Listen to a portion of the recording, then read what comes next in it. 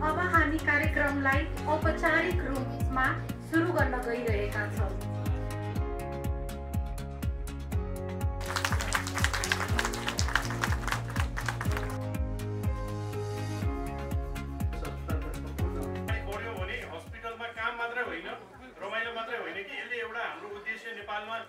नेपालीको क्यान्सर उपचार नेपालमा नै र हाम्रो हस्पिटलमै हुने र बिरामीहरूलाई पनि सधैँको लागि एकदमै उत्कृष्ट चाहिँ हामीले सेवा दिएर निदान गर्न सक्छौँ भन्ने यो मेरो विचारमा यो ऊर्जा हामीलाई आज प्राप्त भएको छ। भन्नुभएका कुरा मात्र म यहाँ सुनाउन उपस्थित भएका छौँ। अस्पतालको आर्थिक वार्षिक उत्सवको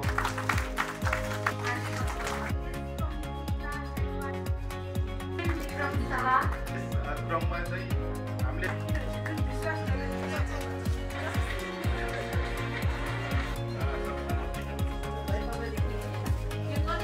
एकदम धेरै धन्यवाद दिन चाहन्छु। हृदयदेखि नै एकदम धेरै थ्याङ्क यू वेलकम हामी।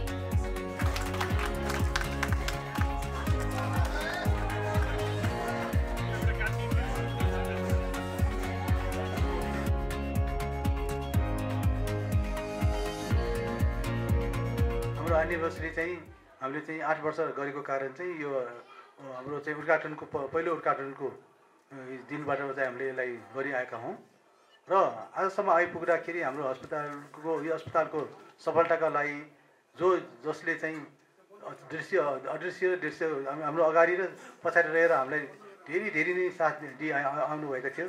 उहाँहरूलाई आजको दिनमा म यहाँ बसेर उहाँलाई एकदम मैले हृदयदेखि धन्यवाद दिन चाहन्छु। किनभने यो अस्पतालको सुरुवात त्यसै सजिलोसँग भएको थिएन। धेरै मानिसहरूको पसिना भएको थियो, धेरै मानिसको चाहिँ पैसा भएको थियो, धेरै मानिसको चाहिँ धेरै इच्छा उहाँको शुभकामनाहरू धेरै नै थियो र आज यो सबै कारणले गर्दाखेरि आज हामी यहाँसम्म आइपुगेको अवस्था छ।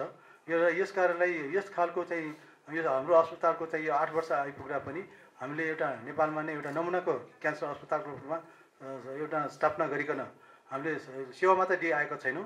हामीले चाहिँ एक किसिमबाट हाम्रो चाहिँ अस्पतालको एउटा प्राइभेट हस्पिटलको हिसाब नाताले पनि गरिआएको जुन हाम्रो एउटा सानो उद्देश्य थियो, जुन आर्थिक रूपमा पनि केही हदसम्म सफलता जुन हामीले हासिल गरेका थियौँ र यो कुरा चाहिँ हामी तपाईँहरूको सहयोगले चाहिँ आजको दिनमा हामीले यस वर्ष पनि तपाईँहरूलाई चाहिँ यो चाहिँ जुन बेनिफिट थियो त्यो तपाईँहरूलाई पनि हामीले सेयर गर्न पाएका छौँ।